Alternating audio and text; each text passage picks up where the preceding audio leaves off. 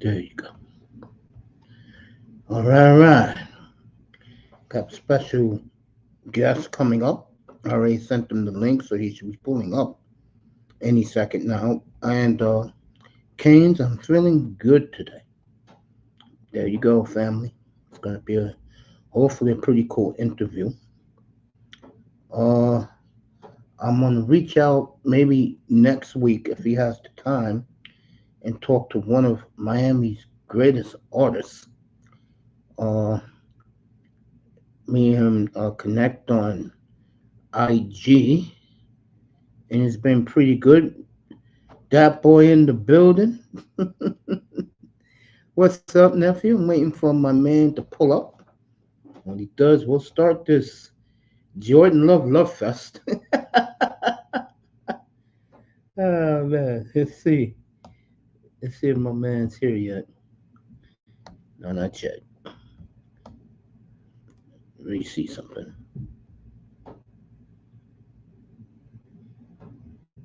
So he should be here any second. Uh, all right. He's trying to get an avatar for himself. Then he'll pull up. I'm gonna get that Miami artist hopefully next weekend.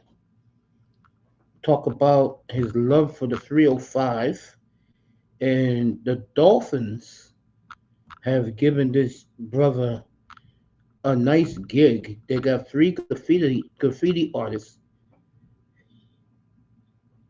Sean, what's up in the building? As real is in the building. I have been suggesting for the Packers they should pick up Justice. They are thinking about it. And guys, you gotta remember, I'm not a Packers fan. I'm just a Jordan Love fan. That's why I am. I'm not a Packers fan. I'm a Jordan Love guy. You know, when I talk to this brother next week, I can get him up here. You'll see where my loyalty lands. Speaking of that, he is here.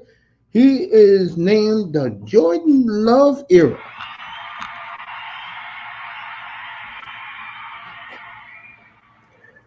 Hey, what's Welcome. Yeah, thank you. No problem. Let me ask you this to start this. When was the first time you really say this kid can be special? Mm. I will actually let you know it was not when we drafted him. Okay.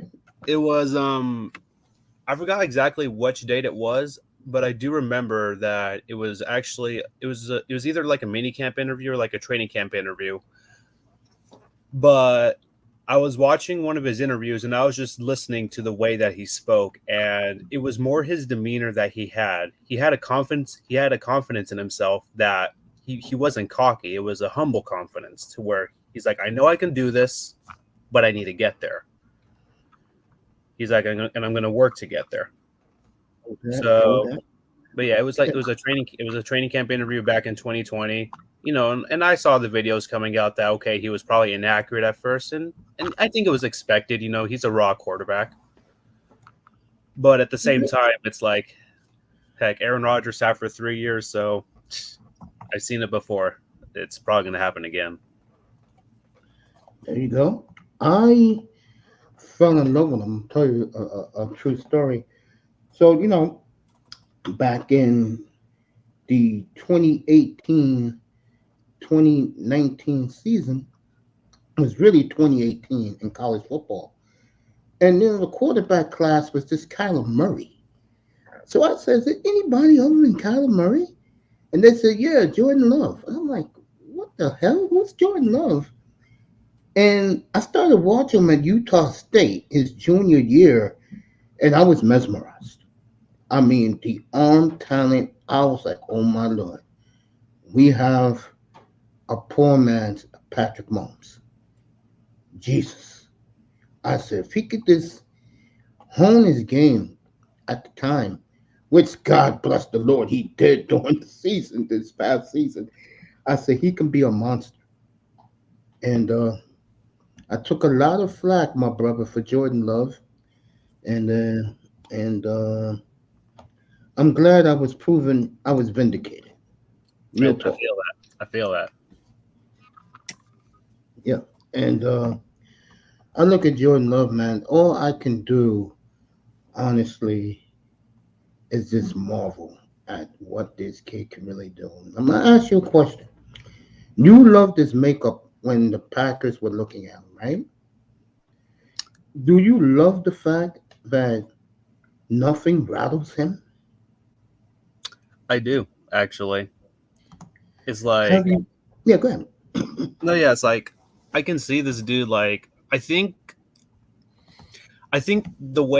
when I saw it, it was actually the Saints game to start off the year. I think that to me showed that it doesn't matter how bad of a game he's going to have, he's going to give it his all until the very end.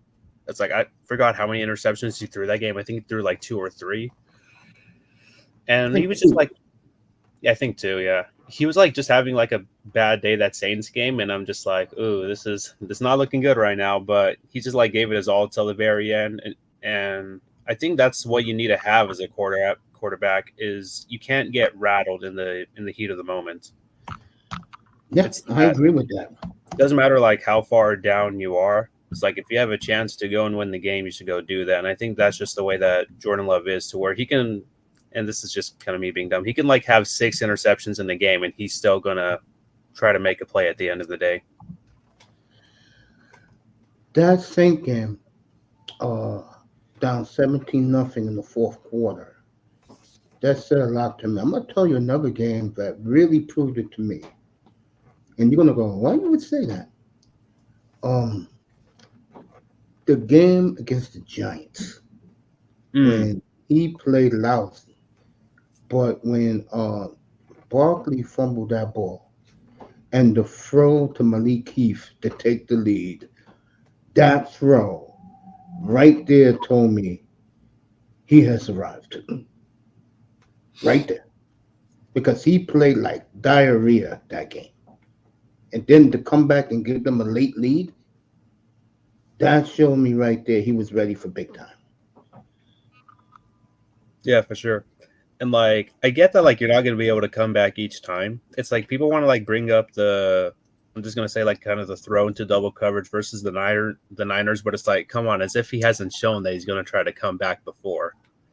It's like not every quarterback is gonna be able to come back right away, and him being able to do what he did his first year, it's like the pressure was on him. He has the youngest receiving core in NFL history. have you have you seen the thumbnail right there? Yeah, I see that. There you go. These guys don't know it though. We do. Yep, I was gonna say we got like four different guys to throw to, and that's not even including the tight ends. And not only that, we're forgetting Malik Heath and Bo Melton. Bo Hmm. Melton. I'm here with Jordan, lowercase love, lowercase era here. Uh, this year coming up, the quarterbacks that he's facing. And this is what I want to see here with him in year two. You have Tua, you have Jalen Hurts, the quarterbacks in the North who are damn good. Whoever gets that Minnesota gig is getting a gold mine, in my opinion. Then you got a rematch with Brock Purdy. He says he's looking forward to that. And you got Stafford and Kyler Murray. Then you have uh, You got CJ Stroud again. yeah, you got Stroud, we got Anthony Richardson, who has to prove it to me, and Trevor Lawrence. So you look at all those quarterbacks right there coming up this year. Yeah. I'm gonna ask you what you expect from him against those quarterbacks competing against him. Mm.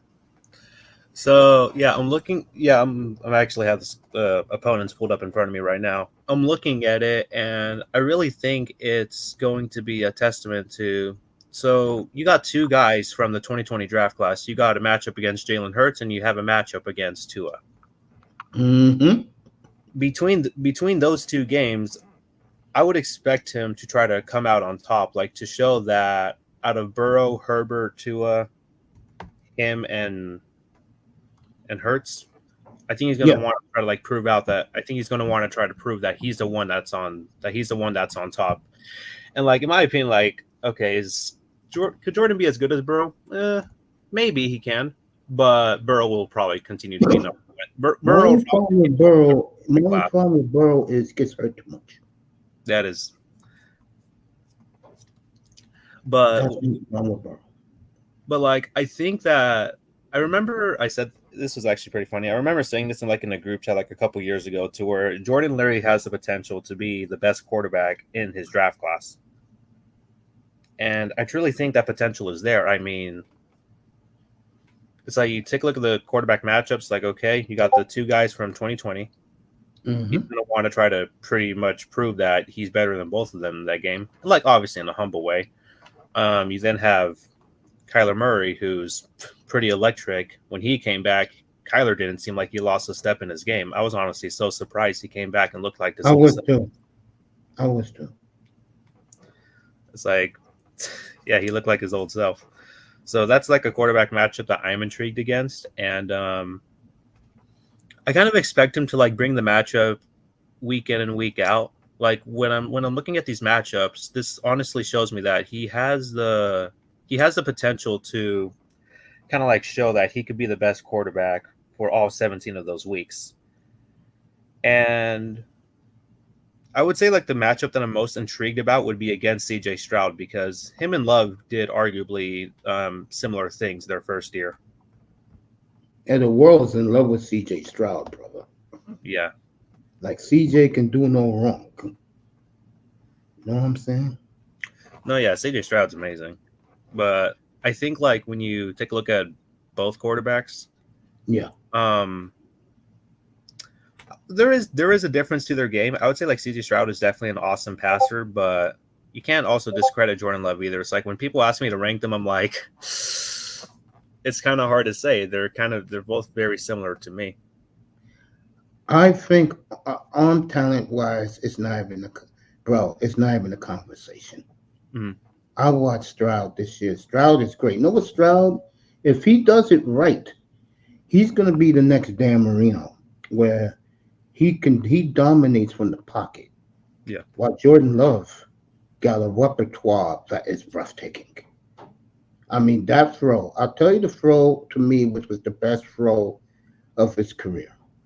It was the Lions game, and he went from one side of the 30-yard line to like the 22-yard line and threw it back shoulder to the other side of the field. And Dobbs caught it, and they got a first down. Yeah. That, to me, against Detroit, was the best throw of his career. Yeah. Then the one against Dallas, which was ridiculous when he hit Dontavian Wicks. Or was it Dobbs on the ground? And he threw it sidearm near the end zone. Against the Cowboys game? Against Dallas, the playoff game. Yeah. It was Dobbs?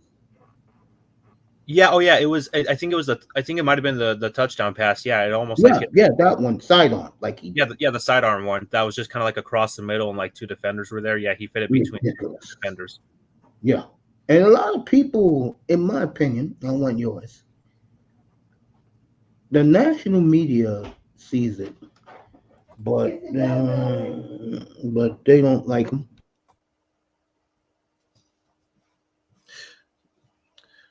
Yeah, sorry. Can you repeat the question?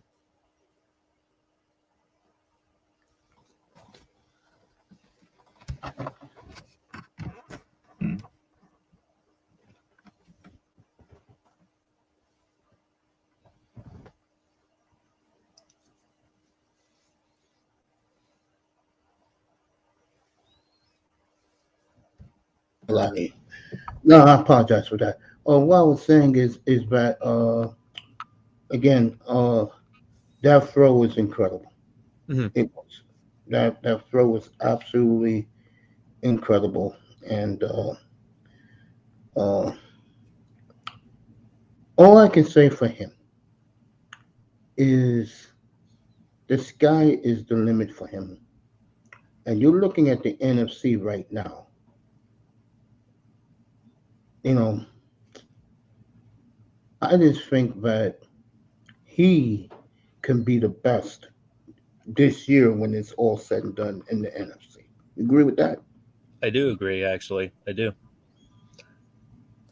Like the fact that he it's the fact that he pretty much brought it all to the Cowboys. I don't think anybody besides Packers fans expected him to come out the way that he did.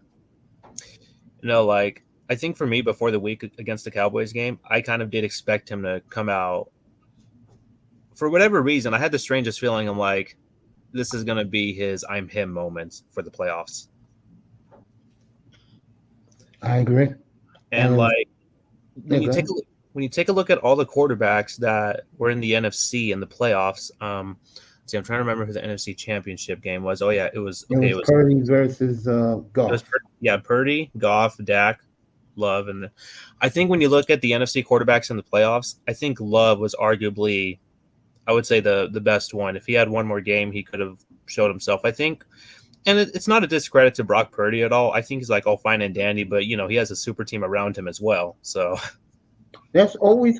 That is always that and not getting into the end zone when they had the ball in the Super Bowl is going to haunt that team that yeah, they couldn't beat the Chiefs again. And I agree with you. I look at the NFC. Uh, yeah, I look at it right now. The one who I think is number one only because he's bounced back is Stafford. I'm not too crazy about Hurts. He proved himself this past season when the players on that team quit on him because they say he has no leadership skills. I love Caleb Williams, but until the Bears can prove they can sweep the Packers in the season, I don't take them seriously. agreed. And like I was going to say, and I want your opinion on this one. Mhm.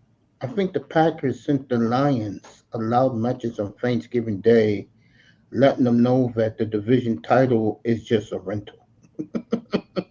No, I completely agree. It's like the way that you saw the second half Packers. It's like what I think they ended the season like 7-2 after like Yeah, starting it. Yeah, they ended the season 7-2, and it's like imagine if they had that fire earlier in the year.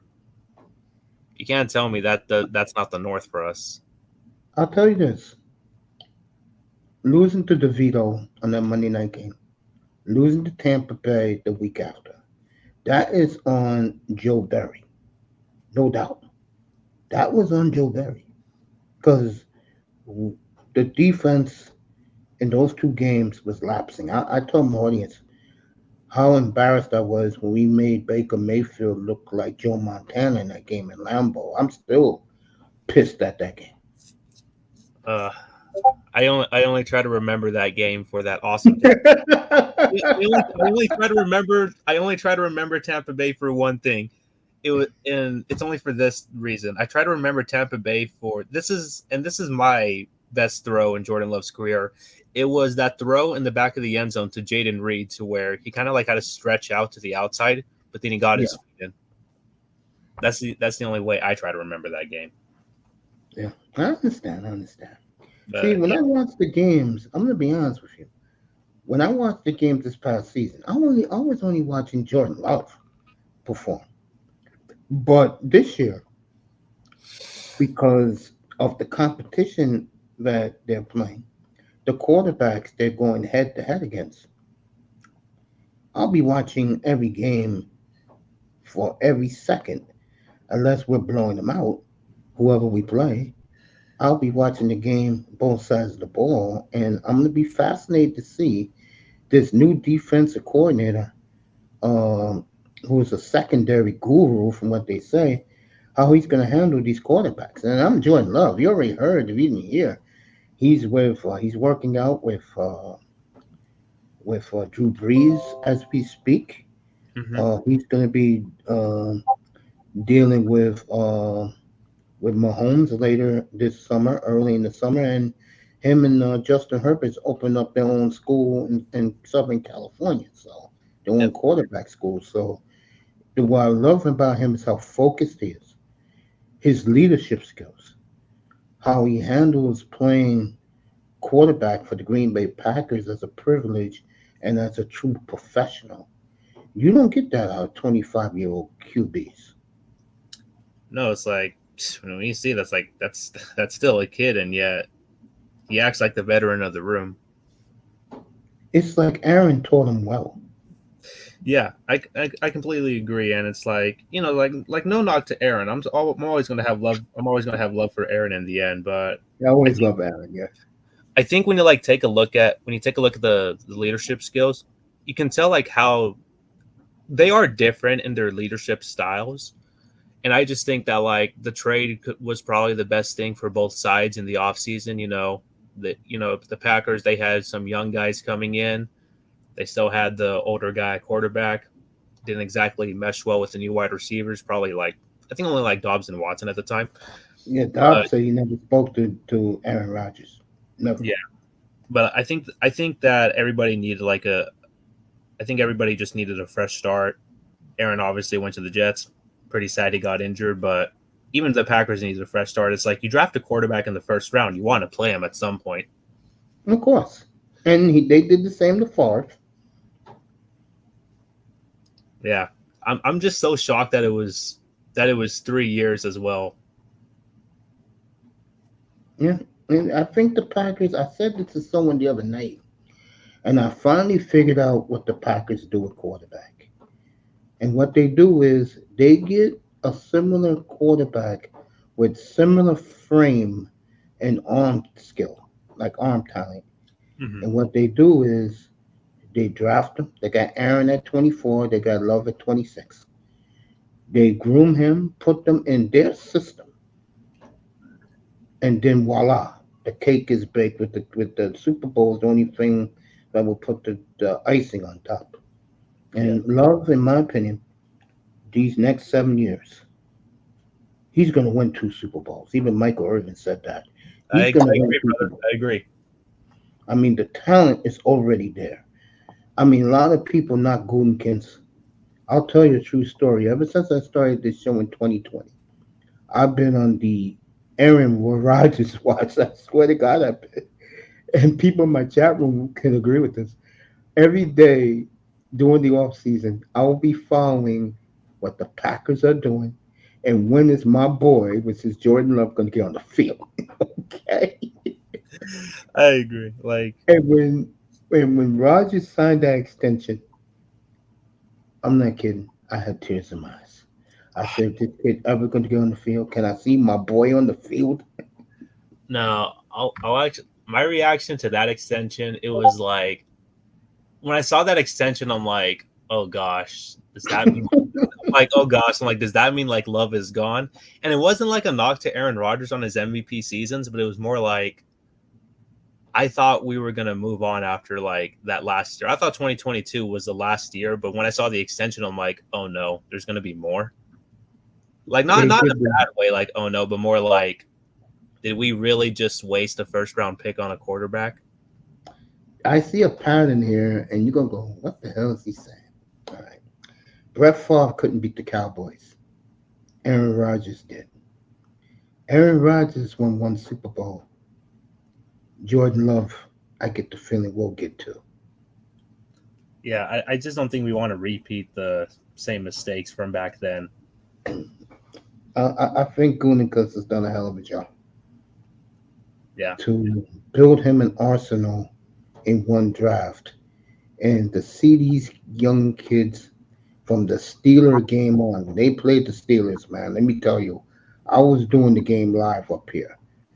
And when he threw that pass to Dobbs and they got 50 yards out of it, I said, here we go. I said, he's going to prove to the world now that he can bring his team back and win against Pittsburgh. We all know what happened. The idiot Watson never can hang on to the deep balls when Love throws them. Intercept. You know what I'm saying? Mm-hmm. And now I look at this, and you're gonna think I'm crazy. We're looking at Nirvana right now in Green Bay, bro. With that offense, my lord. Hey, it's pretty. it's pretty electric. I mean, like, it's not even just the starters that you have. You have like 5 capable wide receivers showing what they can do, and well, I guess 6 if you want to. I'll say 6 because I think Malik Heath is still going to develop line. You got Oh yeah, I feel bad for Torrey. That's what I feel bad for. no, yeah, I Mm-hmm. do. Like, I just think like he's the outlier here, and Mm-hmm. like I try not to like hate on any like Packers in the end. Like for him, I'm sure that he's like been working hard to get to his spot, but just the other wide receivers stepped up. But it's at the same time, it's like what Gudikun said. He said that the wide receiver group is just an unselfish room. Yes, facts. And they believe in Love because he's around their their age range. And Love doesn't play games. And I tell people that. I said Jordan Love's always serious. He's not out here laughing and goofing it off. I remember the Viking game, and they was telling the story, the one on the Sunday night, and they were saying Love, Malik, I mean not Malik Kefar. What's up? What Bull Melton said this. Bull Melton said, uh, "Love told me to go 70 yards, and I'll get you the damn ball. Don't worry about it." That was the one when he threw it. Love threw it to the right side of the field, and Melton was wide open, and they got about 37 yards out of it. Yeah. And Melton said, "I've never played with a quarterback like this." No, yeah, it's like when you take a look at it in hindsight, it's like this quarterback just like trusts these guys. It doesn't matter like if these guys drop the ball, if they're open, he's gonna get it to them. And I think that's just the testament to the player that he is that he's always gonna have that trust for his receivers in the end. It's like heck, there's a whole bunch of Packer fans that are like, dude, stop throwing it to Christian Watson. And then it's like he's still throwing it to Christian Watson. And what did that result in? A few touchdowns. Interception. He still trusts his guys in the end. You know what? I just look at this as, for me personally, that I followed the young man since Utah State. I know his background. We're not going to get into that. But, because I'm pretty sure you know his background. Oh, yeah. I'm well aware of it. I'm not going to get into that. He's had a hard life. He had to carry the family because of what happened. Mm-hmm. He had to be the big brother, the man of the house. To him, playing football is a release. You know what I'm saying? Yeah. And for him, I'm about to say something. He is becoming a dominant quarterback in the league, and that's scary. Oh, yeah. If you are, because you can, Minnesota, I know they're not going to get a Mahomes at quarterback to replace Kirk Cousins. I think Cousins is going to go to Atlanta. He wants 2 years, 90 guaranteed. I don't think the Vikings going to pay that, but Minnesota is good. It's still a good spot for a retread quarterback. And Goff, I know we can beat. I'm not worried about Goff. Caleb Williams, I'll say it again, as good as he can be, he's going to have to beat the Packers twice in a year for me to give him his due. You know what I'm saying? Yep, and it's the Bears. It's the Bears. Them developing.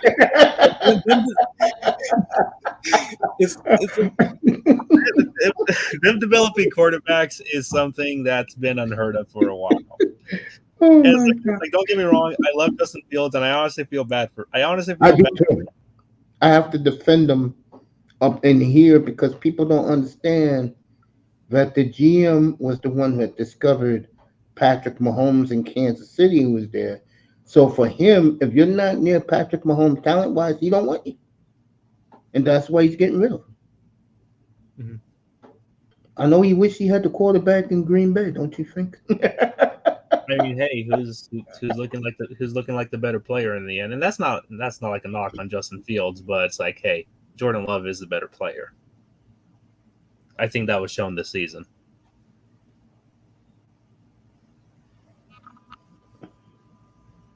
And I'm just reading something from the chat. He's congratulating Jordan Love, my man Canes, Manzano, this is a one-on-one, bro. And he said that he congratulated Jordan Love on showing what he can be. I took a lot of abuse up here for him. Matter of fact, one of the guys in this chat room, this guy right here, when they was ready to play the Cowboys, he was laughing at him, saying, "Hey, you really think Jordan Love's gonna go down?" Yeah, not only did Jordan Love go to Dallas and destroy Dallas, now they have a sign over AT&T Stadium, Lambeau South. It's okay. We just love AT&T Stadium. Heck, let's put the Super Bowl there within the next 7 years. You know, I think, and I have an argument with a guy who's a 49er guy up here. People don't understand.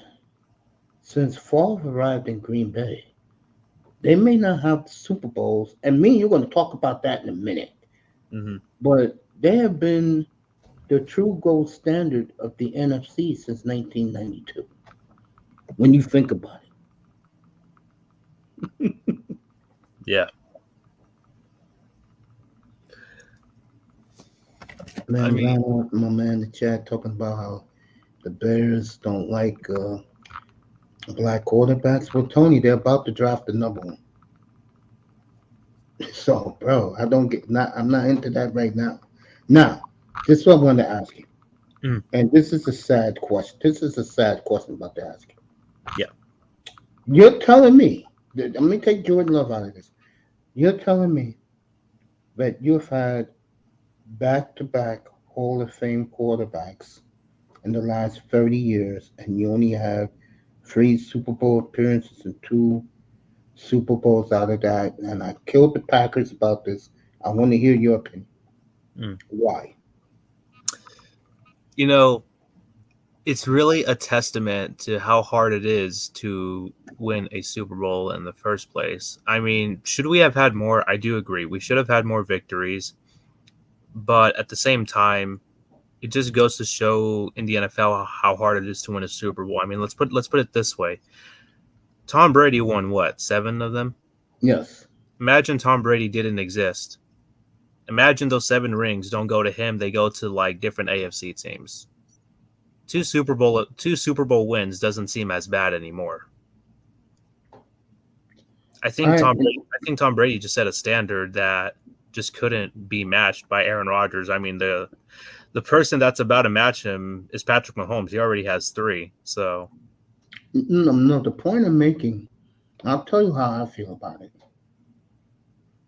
Not too many franchises, my man.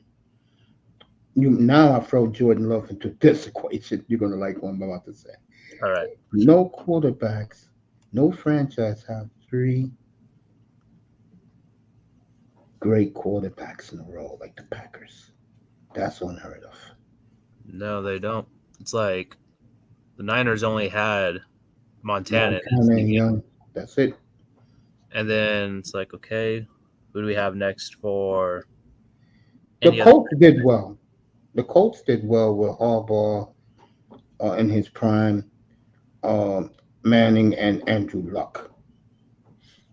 Yeah. You know, but other than that, you know, Green Bay,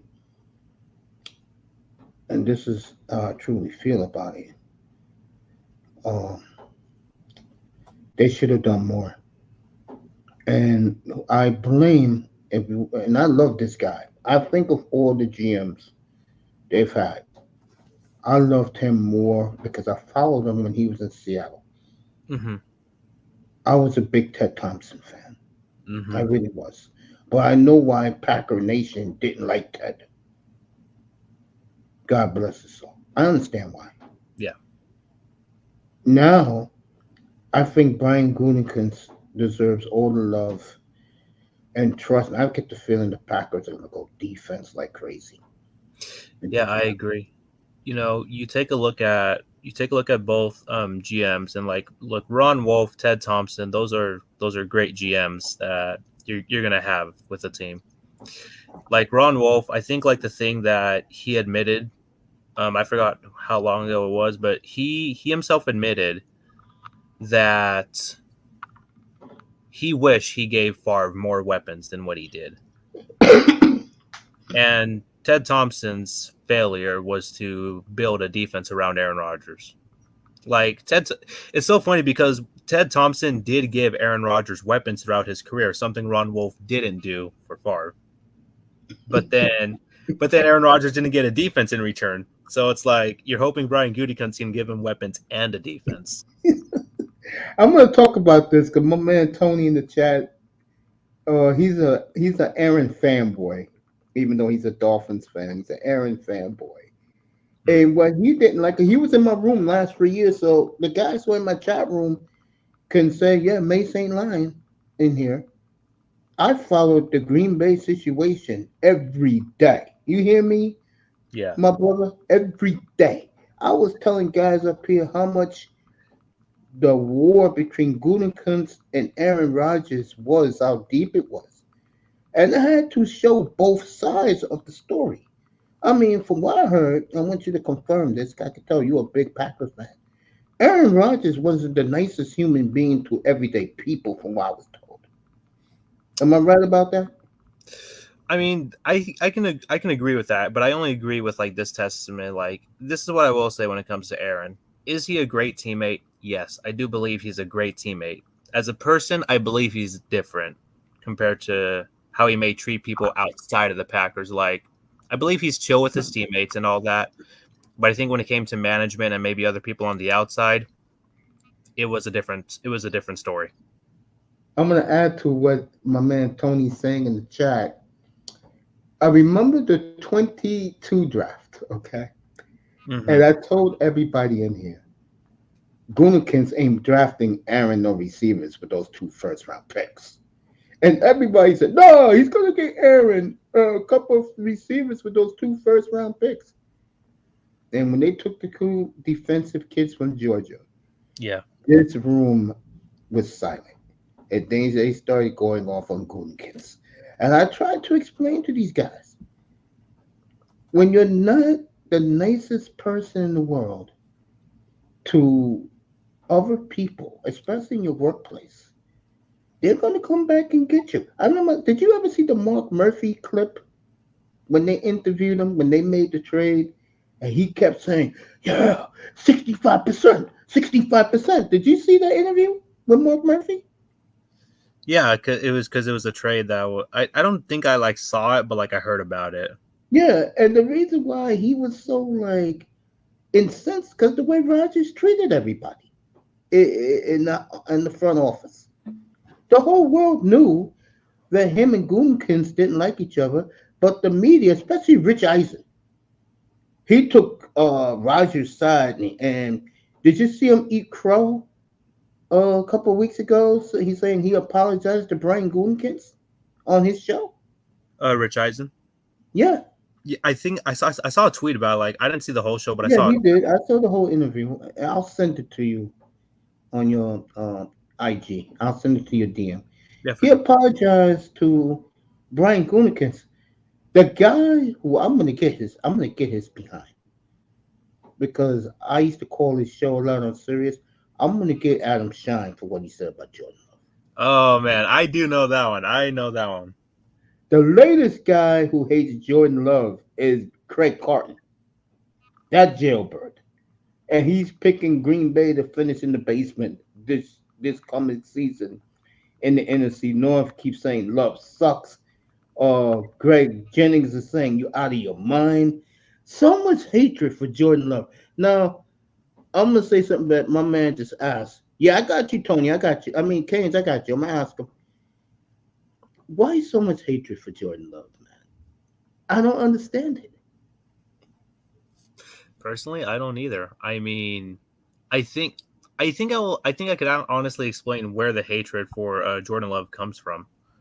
I think the hatred for Jordan Love just comes from that people just like want to stop seeing the Packers getting a good quarterback. So they're jealous. That's my honest opinion. It's like, no, you're right. They're jealous. People want this guy to suck because they're like, no third in a row. I've had guys in here say it's not fair.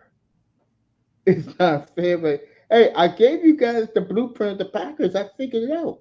You look at Favre, Rodgers, and Love, what they all have in common: body type, arm talent, and their feet when they throw the ball deep. It's to perfection, and it takes a long time to develop that in your next quarterback. And Jordan Love said it. He said, "Hey, I watch Aaron Rodgers every day and already had arm talent. So I say, hey, let me try some of this stuff." My brother wants to know from you, Manzano. I got your next two questions. Let me finish this one off. My brother in the chat said he didn't like the fact that they never gave Aaron receivers. He's an Aaron fanboy, but yet Jordan Love, they built him an arsenal. Yeah. What's your opinion about that? I mean, I do agree that when Aaron Rodgers' twilight years came in 2020 and just the span from 2018 to 2022, I do agree that I don't think they did give him enough receivers. But at the same time, did he I mean, how do I phrase this? Don't you think that was out of spite, though, because of the war he had with Gutekunst? I don't think it was out of spite because we see in 2018 they drafted 3 of them. So they were trying to add some receivers. I think when did we draft? I think they were hoping that those 3 receivers from 2018 were to work out. So it's not that they didn't get them receivers. It's just that the receivers didn't develop the way that the way that they hoped they would. You see how quick the Chiefs cut Scantling after 2 days after the Super Bowl? I think that was more a cap casualty, but we got to remember MVS was actually a monster in the playoffs. Yeah. I saw him with Rodgers. He used to never catch balls, man. Yeah. With Rodgers, that is. My brother wants to ask you, what did you think about Alonzo Highsmith as an understudy with Ted Thompson in the Ted Thompson years? Yeah, so for me, I actually had to when I saw the question in the chat, I actually had to look up that name really quick because I didn't exactly know who it was. So I can't really give a solid answer on that. But I'm assuming that when he was with Green Bay, you would think that he had a lot of say as to some of the decisions that were made with Ted Thompson. It's like you think about it, like Ted Thompson. I would say Ted Thompson was a good GM right up until I would say 2014 was like his last. I'm going to call it like good draft. Did he draft some good players like in 2015, 2016, 2017? Yeah, he had some good players, but you can tell that his consistency wasn't there anymore like it was. You think a big part of it with Ted Thompson was that he hired, I shouldn't say hired, I'll use the NFL phrase. When he signed Charles Woodson, he signed Julius Peppers, because Green Bay is now a big free agent team. I'm going to talk to you about the free agency in a couple of seconds. Yeah. And they hit on those 2 guys. They really did. They hit on Peppers. They hit on Charles Woodson. That's why both of them are going to Canton. One's in Canton. Peppers is going to Summer. I think Ted Thompson, and I'm going to defend him because I'm a big Ted Thompson guy. Yeah. What his biggest downfall was, he had some draft bust too. Oh, yeah. No question. I joke around, but let's be honest. Aaron got that arrogance from Brett, and yeah, he's right about this. What he's saying is that Aaron followed Brett to a science, where he went from the quiet California guy to I'm Aaron Rodgers. I'm a megastar, but I'm playing in too much of a small pond in Green Bay. And that he followed Brett to a T. I do buy that. It's obvious. Going to the Jets of all places. Yeah, I like picking the Jets out of all teams. Like I don't exactly understand why kind of he made that decision to go to the Jets. If I was him, I would have darted to another team. But I mean, I understood what he wants to do. It's like, he's basically saying like, oh yeah, I know the Jets suck. I want to show that I can bring a sucky team to be good. I think that was pretty much the statement. Hey, let me tell you something. When he was praising Jordan Love on McAtee, that caused a firestorm in the Jets organization among the players. Real talk. I live here in New York. Real talk, that caused a real firestorm. But he was praising Jordan Love. Basically, who's the Jets' backup quarterback? He was the starter. Yeah, Zach Wilson. Totally dismissed Zach Wilson. Him and Wilson got beef now, but no one cares what Wilson thinks. And basically, he became the national spokesman of the Green Bay Packers while he was in his house in Malibu. And a lot of players and fans here did not like that. I mean, really think about it. He was really. I mean, when you think about it, like Aaron like I said, Aaron as a human, it's a little bit different. Aaron as a teammate, I would say, is better than Aaron as a human. I totally agree. But when you take a look at the teammate that he was to Jordan Love, like I remember when Aaron was traded in the offseason, and then Jets fans were like, "Oh yeah, he's going to teach Zach Wilson. He never taught Jordan anything." And I'm like, you clearly have never paid attention to the Packers. Like exactly the day that Jordan Love was drafted, I've watched this situation like on a daily basis. How are they going to be as teammates? What was Jordan going to learn from Rodgers? Was it going to be another Favre-Aaron situation? And the way that I saw it go down, it was definitely very similar. And I forgot what it was, but I remember there was an interview, I think back in 2012 or 2011. It was something along the lines of, I can't pull up this interview. I've been trying to find this interview since the offseason. But somebody asked a question to Aaron to where if he was in Brett Favre's shoes one day, what would he do differently? And I think Aaron just flat out said, he's like, I would get my successor ready. And I would say he did. And I give him, I was a Aaron fanboy too. Hey, me too. And I will always thank him for doing that. Aaron's a class act. You're right about that. He is a class act. People don't realize that. Mm-hmm. He is a real class act when he wants to be. That's the key phrase. Yeah, when he wants to be. Because, folks, he's not good with everyday people. I can tell you that. Which I think is wrong, by the way. Mm-hmm. What do you think? Where's Tony at? Tony asked this question before. Tony, I'm going to get to your other question before this one. Shout out to Underrated Darkness, Azriel, Keynes, Manzano. Shout out to all you guys. I'm not going to defend Aaron for his lack of being a personable person, but I can understand why he had a lack of patience for waiting for these young receivers to develop. Politically correct, wanted to be in the playoffs. All right, what Tony's saying is he doesn't blame Aaron for being a real butthole to Dobbs, to Watson. What do you feel about that? Remember, he's an Aaron fanboy. So. Yeah. I mean, I understand. I mean, we actually do have to think about it. Like, there was a difference when he was trying to connect with those receivers. He did flat out say in 2022 before the season began, he's like, don't have high expectations for these guys. They still need to learn and grow. That was number one. But number two, you can tell that he was frustrated that they weren't going at the way that he had hoped they were going. But I think they started to pick up heat at the end of the year because as soon as Watson showed out after that Cowboys game, what was Aaron doing? He was throwing to him.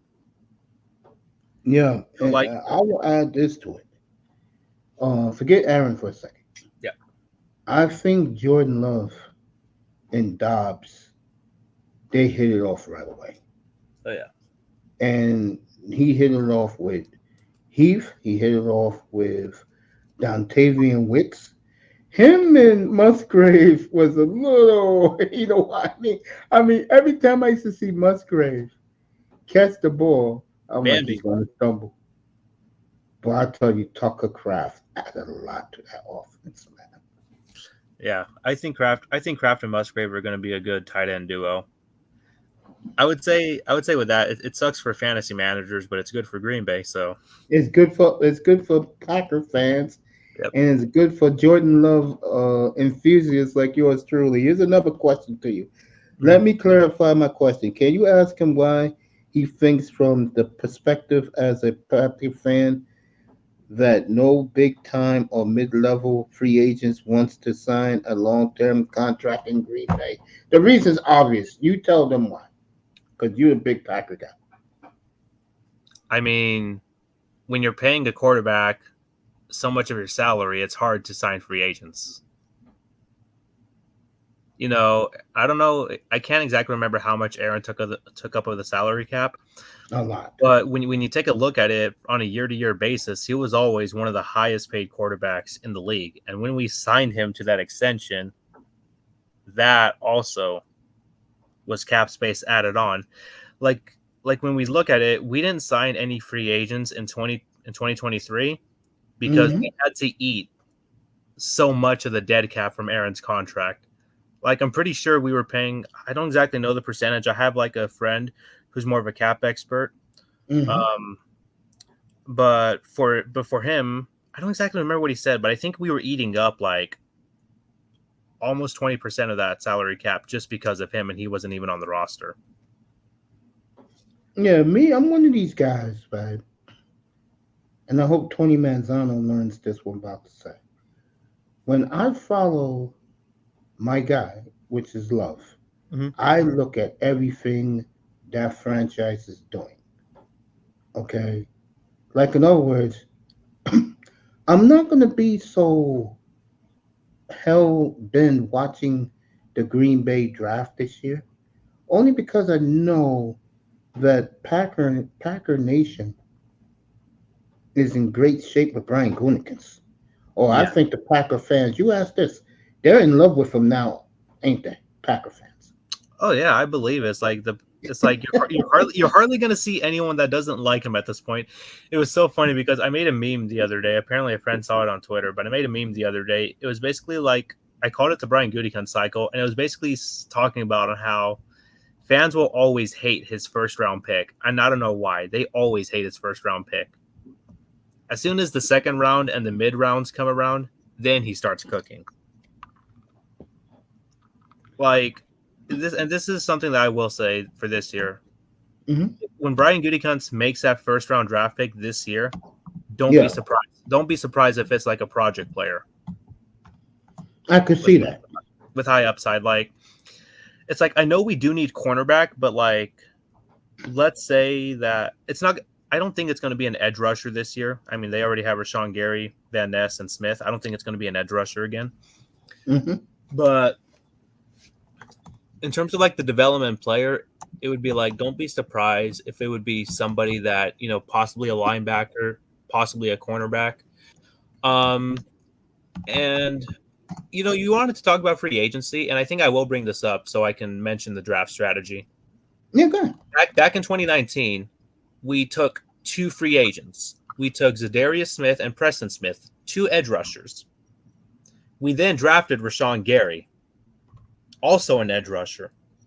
Hmm. Who's to say that Green Bay will not double dip at safety in free agency, which they very well could. They could double dip Hmm. at safety, and I they can agree. draft the safety as a project. Like with that I first agree. round pick, it's like I mean I agree that like this guy Tyler Nubin, he's probably like the best Hmm. safety in the draft, but at the same time, do you want a rookie to go out there right away?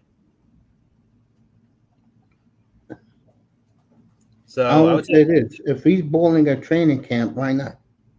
no, yeah, I do agree. If you're balling a training camp, of course, like send him out there. It's like, what was that guy like Carrington Valentine?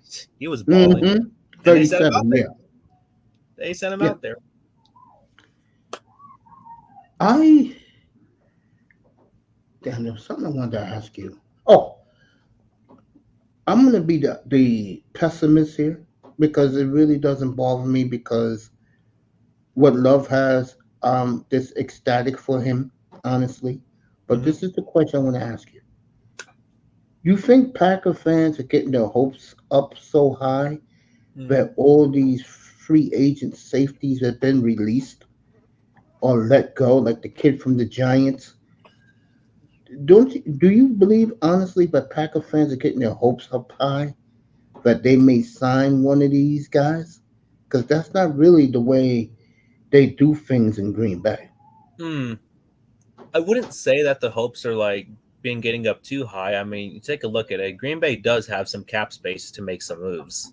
I don't think that they're Okay? going to spend all of that cap space to I just agree. go to the draft. Like Brian Gutekunst himself said, he's like, "This is a nice free agency class, and we're going to make some moves." I don't know what those moves are going to be. We'll probably end up signing a mid-level free agent that Packers fans are going to be like, "Oh, why do we sign this guy?" And then it's Exactly. That's what I'm thinking. That's what I'm thinking. sure enough, it might be a good pick, but the way that I look at it, I would say that for the Packers fans expecting us to sign Xavier McKinney, I would say don't expect it. We're probably going to get somebody that's more of a mid-level safety. It's like kind Oh, of the let's kid think from about Denver. this. Let's go Oh, the back to kid from 2019 Denver. really quick, if you don't mind. Good. Good. Yeah, so I remember back in 2019, many Packers fans were on the Landon Collins train. Instead, we got Mm-hmm. Adrian Amos. So who was the better player in the end when you take a look at that free agency class? Oh, easily Amos. Easily Amos. So that's what I'm saying. It's like if Packers get like a safety that's like not a household name, it's like who's to say that he can't be good? And I remember like I was talking to a good friend about this. Well, Mm-hmm. because like we're in a Packers chat together, and he was saying the same thing. He's like he's basically saying he's like you shouldn't break the bank for Xavier McKinney. Instead, you should go after like more of a mid-level guy, like a guy like Curl or like maybe a guy like Geno Stone, somebody that's like not going to cost you as much, so you can also make another move for later. I agree. My man wants to ask you, and then I ask about David Bakhtiari. He asks you, what is the mode in Green Bay? Is it Super Bowl bust beginning now, or there's, in your opinion, are they still taking their time to let everybody develop? Well, let's put it this way. Okay, I think it is win now mode. I really do. I do Because, too. because here is my honest opinion. Yeah. When the 2023 class like was done and over with, I think everybody, including the front office themselves, expected, okay, we're going to give these guys 2 years to like develop, and then we'll probably go for a Super Bowl in year 3. They did it in 1 year. Instead, they did it in 1 year. I mean, Jaden Reed looks like a refined product. Ontavian Wicks is one of the best route runners. Like that 4.62 40-yard dash doesn't even exist to me at this point with him. And basically, the weapons that we got just developed faster than we expected. They developed faster than I expected. Hell, Jordan Love developed faster than I expected. I expected him to have a good season. I didn't expect him to look. Well, the first 8 games. No, those first few games were like the first 3 games. I was like, okay, we might have a future. And then the Raiders game happened, Lions game, Vikings, Denver, and I'm like, my faith was never lost in Jordan Love when those bad games happened. I fully expected the bad stretch to come. I didn't know when it was going to happen, but I knew there was going to be a bad stretch. To me, the Pittsburgh game showed me he's ready to roll. It's time. And then he beat Herbert. Then he destroyed Detroit. Outdoed Mahomes. Then the bullshit happened. Excuse my language. No, And this was all on Joe Barry, the Vito, and Tampa Bay. And then after that, they got their act together, and uh, the future is incredible. I love the fact that all against these best quarterbacks, all of the games are in Lambeau. That's what I like about this schedule. He only plays. The only good quarterback probably outside was probably going to be Lawrence and Stafford are going to be the away games. Yes, I like that for the Packers. I do, and for Jordan Love. Question is, Love has Rodgers to learn from. The rest is history. That is true. You agree with that? I do agree with that. I mean, you can tell that there was a lot that was learned from him. I mean, let's put it this way, and I think this is going to go back to Aaron being a teammate. They brought back Tom Clements, who was Aaron's quarterback coach early on in his career and for a good majority of it as well. They brought back Tom Clements. When the hire was made, I was thinking to myself, I'm like, Tom Clements was the guy who made Aaron who he was. I think Jordan Love is going to benefit the most from Tom Clements in the end, though. Like, I think when Matt LaFleur hired Tom Clements, I think he had in mind that this is going to be a quarterback coach that's going to also help develop Jordan. I don't think the hire was made for Aaron. I think the hire was made to get Jordan ready. Okay. Because, like, let's put it this way. If the hire was only for Aaron, why is Tom Clements coming back for 2 more years? My brother, I'm letting you spit. Okay, family? I'm letting you roll, man. I'm just going, okay. I don't have a problem with what you said. I mean, yeah, but like Tom Clements, he's a damn good quarterback coach, and the way that he's been able to develop quarterbacks at an efficient level is kind of pretty insane. When he was there in Green Bay, obviously he got Rodgers ready, but it's like, what happened when Rodgers got injured in Green Bay? Oh, here comes Matt Flynn, and then Matt Flynn looked good for a few games. So the way that Tom Clements is able to develop quarterbacks is, I wouldn't like call him the greatest quarterback coach, but I would think that he's underrated as a quarterback coach. Of the things that he really takes a look at to get a quarterback ready. I don't think many people know this. He was the quarterback coach to Kyler Murray as well when he was in Arizona. Yeah, I remember that. That was like 2020, 2019. Yeah, something like that. I think I can pull up Tom Clements' career really quick. But he was in Arizona in 2019 and 2020. Okay. And then he pretty much retired in 2021 and then got pulled out of retirement again. Which I thought was a great move for the Packers at the time. No, yeah, I just don't think that like Luke Getsy did a good enough job to get Jordan ready. I think Tom Clements really made a focus. And this is credit to Jordan for putting in the hard work as well and giving in to coaching, to where he really took a lot. I think he learned a lot from what Tom Clements was trying to like help him with. Because when I saw Jordan early on in his career, and I'm going to go back to the 2021 season, you saw a guy who was still developing. I don't think that his Chiefs game or his Lions game was the worst in the world. And this is actually going to be a statement that's going to sound weird. I personally think he looked better with the Lions game than he did against the Chiefs. As small as the development was from the Chiefs game to the Lions game back in 2021, there was a little bit of a growth, as small as it was. And it was pretty much the Packers backups versus the Lions starters for that second half of the game. And they almost won it. I think Jordan Love was still developing at that time. I just don't think that Luke Getsy was the guy to help get him ready. I think that's why they brought in Tom Clements in the very end. Because I think Matt LaFleur knew that Tom Clements was the guy that got Aaron ready, and if Jordan was going to be the next guy, you got to bring in a good quarterback coach. I mean, let's look at it this way with Luke Getsy. He was the offensive coordinator for Justin Fields, and Justin Fields still didn't look as good. And it's not trying to like undermine Luke Getsy for what he was able to do, but at the same time, it's like, come on, he was Rodgers' quarterback coach, but it's like, come on, Aaron Rodgers. At that point, how much more coaching did he need? Yeah, you're right. All right. Yeah, I definitely buy that. You know what I'm saying? Bakhtiari, how you think that's going to end up? It's honestly hard to say. I kept telling people early on in the offseason, and this was like a month ago, I kept telling people that he's probably not going to be released. When you have high level of play for a tackle, even if he's rusty, like let's put it this way, week 1 against the Bears, he was locked down as a tackle, and he hadn't played in a while. I thought he's honestly going to stay, but this is honestly my opinion now. I would say if he doesn't take a pay cut, he's pretty much, I think, gone from Green Bay. I don't think he's going to be traded. I think he's going to be released. I don't think that any team wants to take on that contract from Bakhtiari. And like, don't get me wrong, I love Bakhtiari. He's really good. He's he's such a guy. It's like you go back to when he was at some basketball games and he would just like chug down the beer. He basically showed that he's a Wisconsin guy at that I point. saw that last night.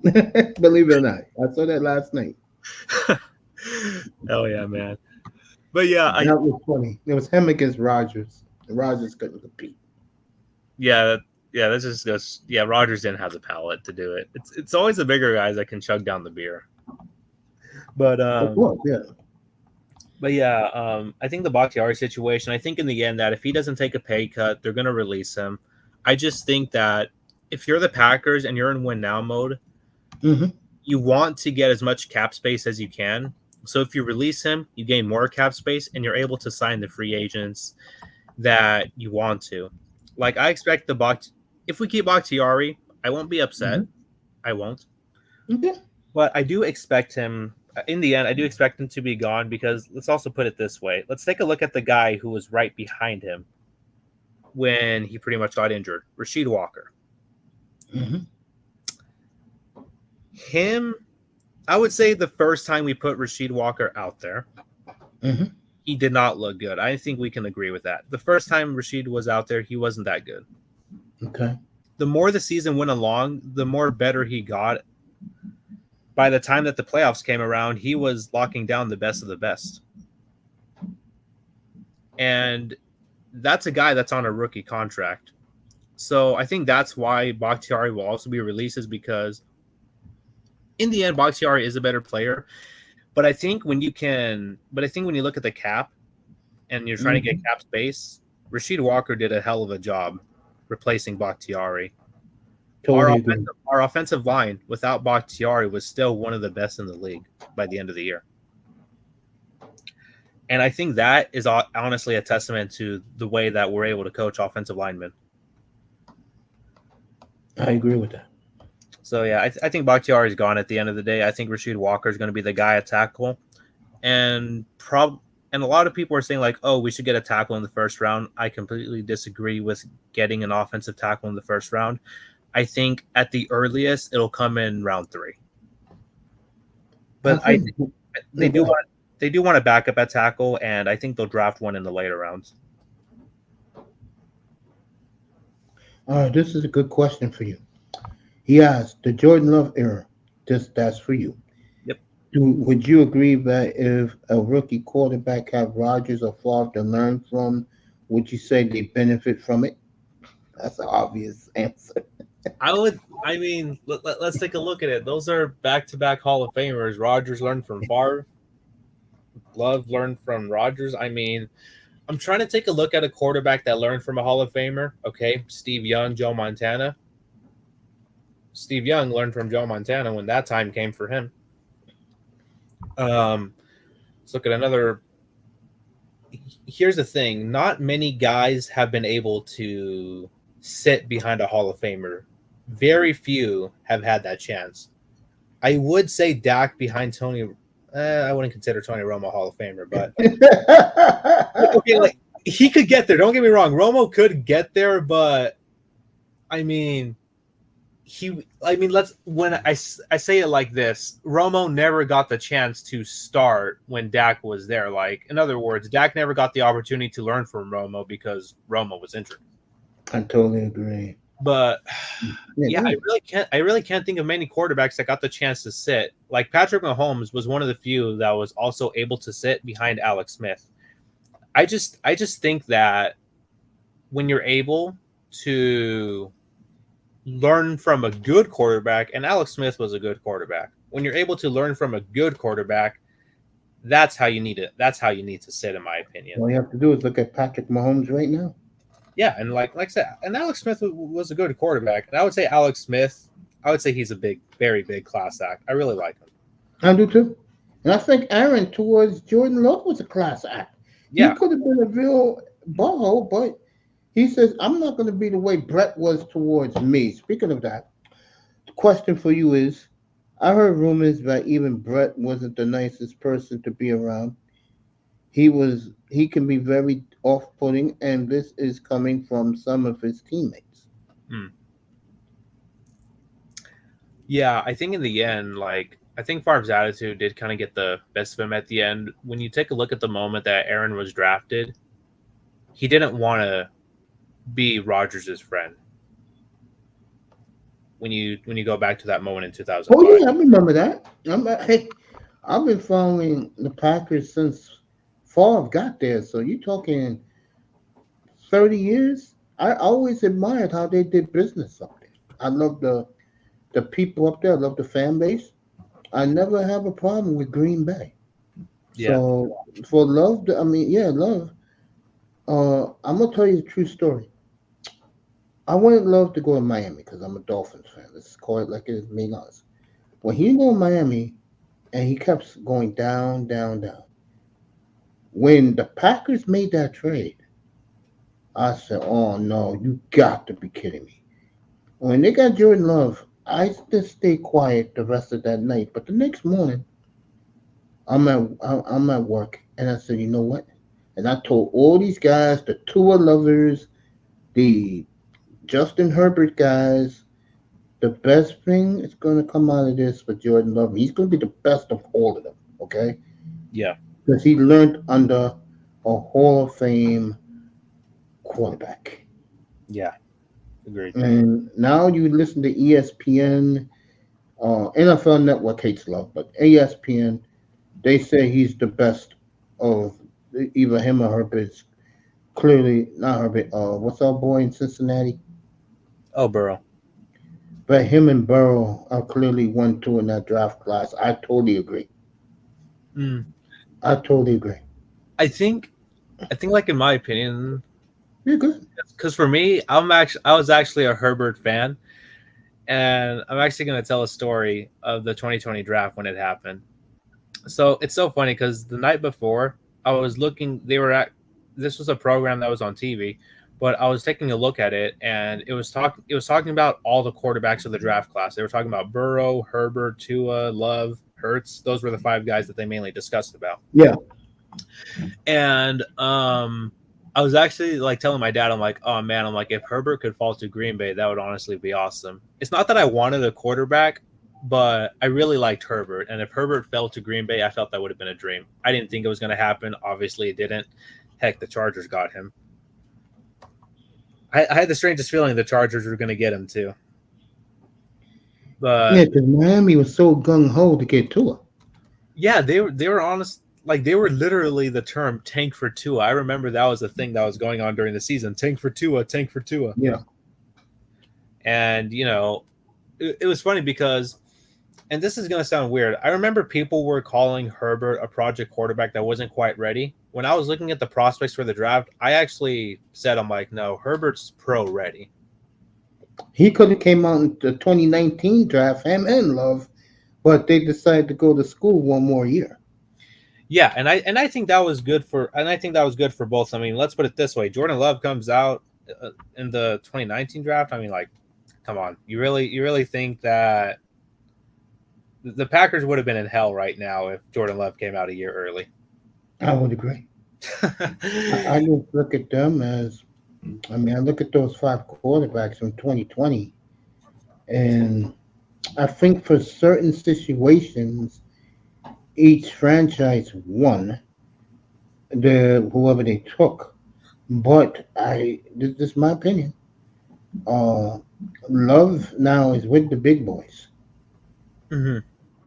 He's gonna be, man. I don't think people understand. It is not easy to do one draft and give a young quarterback a baby arsenal, which Jordan Love has. How many quarterbacks would love to have their GM build them an entire arsenal, and they all contribute in their first year? It's unheard of. Like really, Exactly. It's unheard of. It's like how many guys. I got to take a look at the receiving yards of the. I got to take a look at all the receiving yards of the receivers really quick, but I think like nobody. Excuse me for a second. Nobody was near 1,000. Continue, sir. No, nobody was near 1,000. I think the only 100-yard receiver was Bo Melton. Yeah. Yeah. So I'm looking at the stats for Green Bay. 3 receivers went over 500 yards. Obviously, Reed, Dobbs, and Wicks. You would think Watson stays healthy. He probably hits 500. Yeah.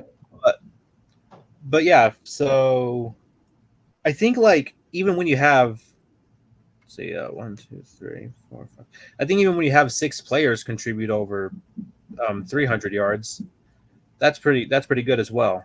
You know, you have an arsenal that's around you, and you see how diverse the Packers like just spread their weapons throughout the year. You know, I would say Reed was probably the best receiver that year. I would say Love has a connection with all the wide receivers, but I think Jaden Reed was probably the pick that many didn't see that was gonna like come out the way that he did. I think many were having high hopes for Dobbs and Watson, and Reed just showed out and basically had his "I'm here" moment. Let me answer this quick Dolphin question. Yeah. Dan Marino sat behind David Woodley for 5 games. After that, Dan Marino was the starter his rookie year. And he wants to ask you this question real quick. Mhm. Who is your favorite Packers receiver to watch during the time Aaron was there and during the time Brett was there? That is obvious answers. Go ahead, Matt. All right, so this is the funny thing. I feel like people are like making me feel old because I'm really not that old. I'm actually only 22. Wow. Yeah. So if I were to say a Brett Favre answer, it would be based off of highlights. I would say Brett Favre, and oh man, I really wish this guy didn't have his career ended the way he did. But Sterling Sharp, I would say, was Favre's best receiver. Wow. You know who I would say? Because I love this guy to death. I'm going to say Donald Driver or Freeman. There you go. Which one? Was it Driver or Freeman? Driver Okay. was always there for Brett Favre, man. He was clutch. And he was clutch for Rodgers, too. The year they make that run to the Super Bowl and they won it. Donald Driver always came through on 3rd down. He was, and Donald Driver is honestly like one of those guys that's also a class act. It's like when I take a look at the truest Packers on the team, and to answer Tony's question from earlier, I would say for the Rodgers era, it was Devontae Adams, who I really like to see.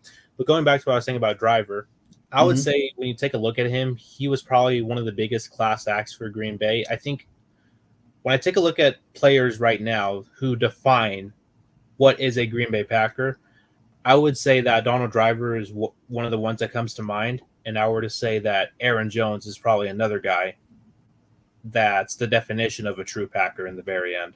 I totally agree, and I hope that they don't release him by Tuesday. I hope they just say, look, we ain't paying nobody on this offense right now. Give us another year at least. You know, I think when he came aboard, when he was finally healthy, that's when the Packer offense really took off. He was second. I don't know if this is a true statistic, but I think when you take a look at the moment Aaron Jones arrived, when he was finally healthy, and you take a look at the rest of the season in that stretch, I think Aaron Jones was like the second running back in the league. Well, according to my man, what's that show called? It's a YouTube show. Something Packers. With my man Peter Bukowski. He said the other day that Mike McCarthy never liked Aaron Jones. And that was another reason why they got rid of Mike McCarthy. Never utilized Aaron Jones' skills. I just don't think he really liked running the ball in general. That's my. I don't think it was anything against Aaron Jones. I just don't think that. I think at the very end of his like coaching tenure, he just didn't know how to like use the running backs in the end. I think he tried to use almost everyone. You go back to 2016, obviously Lacey was his guy that he wanted to run the ball with. After Lacey went down, then Starks went down, and then we're like, oh crap, who's going to be the running back? oh, cool. Let's put a receiver at running back. Let's see how this works. Yeah. But I honestly give Ted Thompson this credit, though. Ted Thompson was at the end of his career. He didn't have too many good draft classes. The good thing that he did do in 2017, and I know people were going to say 2017, oh, should have got TJ Watt. Let's move on from that. 2017, what did he do? He got Aaron Jones. He got Jamal Williams. And I think that's a credit to Ted Thompson, to where even though he saw that Ty Montgomery had a good end of the year for 2016, he still decided to go after running backs because he didn't want to fully put all of his chips into Ty Montgomery. He wanted to try to have a backup plan in case Montgomery didn't work out. And sure enough, what happened? Didn't work out. We get Aaron Jones instead. And what does Ty Montgomery do? He fumbles the ball in the Rams game, and he did it on purpose. I remember that game. I was there. I was there in person. Wow. That was my first Packers game, and I saw Montgomery fumble the ball right in front of me. And I'm still mad that he took that out. But at the very end, you kind of think about it to where if that doesn't happen, I don't think we get Aaron Jones as well. I think Aaron Jones' situation got better because Montgomery was gone. So that pretty much forced McCarthy's hand at the very end to start utilizing Aaron Jones. Because what McCarthy was trying to do is he was trying to use 3 different running backs. He was trying to do a running back by committee, and it's like, I remember that, and it didn't work. You couldn't do that in 2018. It's like it was so hard to do that. I don't think that a running back by committee worked. I believe running backs could complement each other, but you still have your main guy to run the ball with. So I can kind of bring up some examples here. You had Aaron Jones. He is your first guy that you want to run the ball with, and then you had Jamal Williams behind him. And then after Jamal Williams, you had A.J. Dillon, obviously. You take a look at other backs in the league. What happened this year? You had Derrick Henry, and then you had Tajay Spears behind him. And then you had an example of Mark Ingram and Alvin Kamara. So I think that you do have your main guy at running back, but you do need a guy that can come up behind him and complement him. I'm going to go back to that in a second. First, I understand that the Packers fan respect Armand Green, but why does he get underrated in general by the NFL media in general? I know my answer. You go ahead and tell him your answer. All right. So for me, I will kind of say this. I would say Armand Green, definitely. I would say one of the best. I would probably say the best Packers running back in history. He had an amazing 5-season stretch for Green Bay from 2000 to 2004, and then he obviously got injured in 2005. That sucked. Then 2006, he pretty much showed what he can do again. But obviously, I would say age was getting to him, and I think the reason why he might be underrated in NFL standards is because of, I'm just going to call it longevity.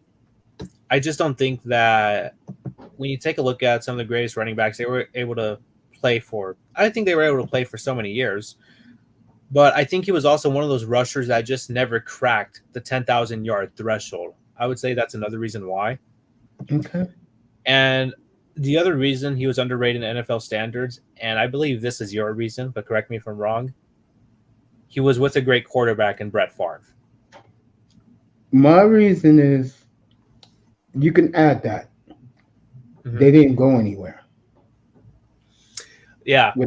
They went from 2000 to 2006 to a rebuild. And in the first half of 2006, they were horrible. But then they started coming on. And unfortunately for Armand, he wasn't on that 2017 like Donald Driver. Yeah. And if he was, and they were beating the Giants like they should have, I know in my heart they were beating the Patriots. I completely agree. Favre was, I think, correct me if I'm wrong, I think Favre was arguably for Favre, I would say in 2007, he pretty much had his career back on, pretty much had his quarterback play back on track, and I think that's also a credit to Tom Clements as well, to where Mhm. Tom Thomas came along, and obviously in Favre's final years helped him look a little bit better. Do you think? And I'm gonna answer his other question he asked you in a second. Do you think once Mike Holmgren left, Brett Favre just tuned every coach out? I think there was definitely arrogance in Brett Favre. I definitely Yes. agree. I definitely agree with that Iman. because No, go ahead. yeah, because like let's put it this way, Favre was, and every teammate, every guy that knew Favre could say this about Favre. The dude was a bit of a wild guy throughout his entire career. The dude was a bit of a wild guy throughout his entire career. As soon as Mike Holmgren came along, he was basically like, "Hey, you listen to me or you're out, man." Yeah. Like That's why Holmgren every year was drafting quarterbacks back then, the 7th round. yeah, like even Favre said this about Holmgren. Favre was like, if I didn't have Holmgren, he's like, I probably wouldn't have been the player that I was, because he pretty much was forced to listen to Holmgren. Because I was actually watching some Brett Favre videos a couple weeks ago, but it was when Don Majkowski got injured, and Holmgren was like shouting to the side, and they're like, "Hey, is Brett ready?" And then the quarterback coach was like, I think he's ready." And then they set him out there. Obviously, he came back against the Bengals, and then I think Holmgren knew what he had in Favre. I just think that like he wanted Favre to control himself, because as we know, Favre like career leader in interceptions, and but I think like Holmgren wanted to tame the horse. Definitely. He wanted to tame the horse. Here's another question by Tony. I like Antonio Freeman overdrive for some reason. I don't know what it was when I watched the Packer games with Brett Favre. I can't explain. In other words, he liked the fact that when Favre and Freeman connected in the late 90s, it was explosive. Oh, yeah. Yeah. No, I completely agree. Iman said they were never beating the Giants in 2007. Okay, Iman, we love you. Also, another question right here. I don't know what it is, and I can't explain it, but I preferred Freeman over Donald Driver when I was watching the Packers with Brett. You agree with that? I would say it's honestly hard to say. Like I said, I wasn't alive then to kind of witness it. Okay. But I would honestly say that I think Driver was just your guy that was consistent. Like that, yeah. Driver is the definition of consistency, to where he was always going to be there. He was going to do his job, and he was going to do it correctly week in, week out.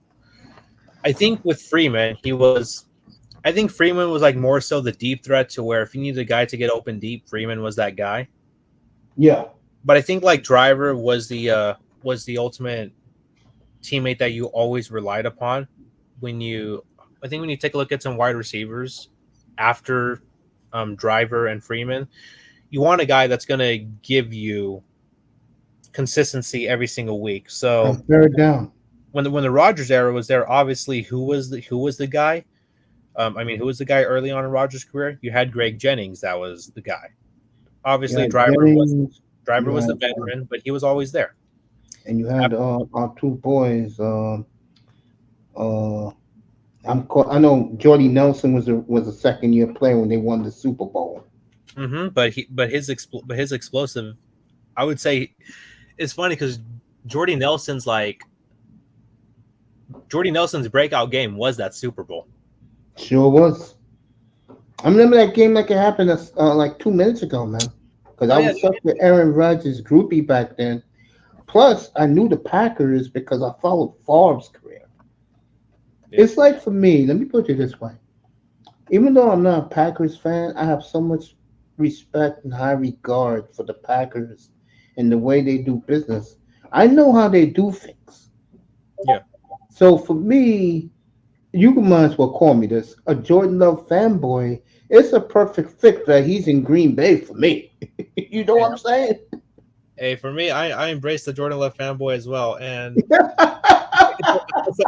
no, I don't know if you want to hear my draft story, but this is the moment that he was drafted.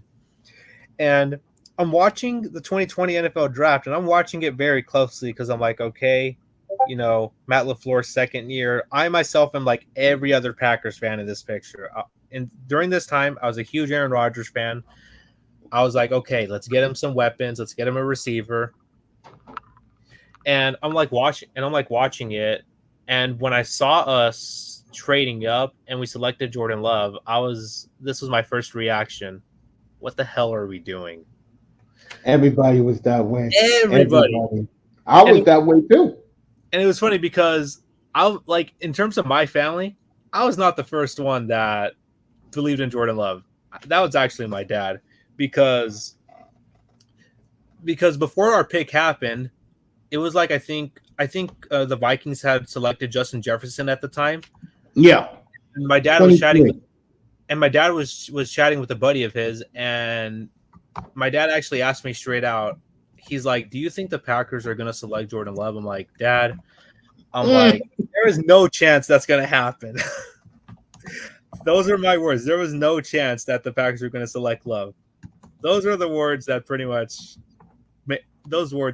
ate up, obviously. And I think that might come as a surprise to many because when I started my Instagram page, everybody thought that I was just Jordan Love right away. No, I was not on the train right away. Because on that draft day, I was like every other Packers fans. I was like, man, what are we doing? Why did we select Love? And then my dad actually said, he's like, hey, sometimes you're gonna need the next guy to take over. I'm like, yeah, I know that, but still. So that night, I actually decided to watch some Jordan Love highlights after the draft was over, and I saw the highlights. I'm like, okay, he's got some stuff, so he could get there. The next question is, let me just make this statement. I'm gonna ask the next one. Yeah. Before there was Cooper Kupp, there was Jordy Nelson. Facts. Definitely facts. I'm going to use a comparison. Down Driver during the time with Brett was the equivalent to Wes Welker was for Tom Brady with the Patriots, was winning their championships. I'll let you answer that first. Yeah. So like I said, Donald Driver was the model of consistency. When you think about Wes Welker for Tom Brady, Wes Welker was consistency for Tom Brady. So like I said, like Donald Driver, it's not like he was exactly your wide receiver one, but at times, like he very much was at the same time. He was just always there. He was somebody that you can rely upon when you needed to make a play. And like I said, like when you have that receiver you can count on any given week, that's the guy that you always want to go to in a clutch moment. And Donald Driver was definitely a clutch receiver. It's like when you go to the Rodgers era, who did you have? Oh, Jordy Nelson was your guy when you needed that big play, and then Devontae was the next guy after him. This guy wasn't bad either in his young days. Randall Cobb. I love that guy. Yeah, man. I'm gonna give you a wrap up right here. Okay. Yeah. Matt LaFleur. Your opinions of your coach, Matt LaFleur. That's the way I say it. Yeah. Matt LaFleur. Let's see. So I don't know if you want the history of what I think of him now. When he was first hired, I didn't really know who he was, but I was like, okay, we got a new coach. We're gonna take off on offense moving forward. I would say that Matt LaFleur, this is my opinion. Two things. One of the most underrated coaches in the league, offensively and play calling, one of the most underrated guys.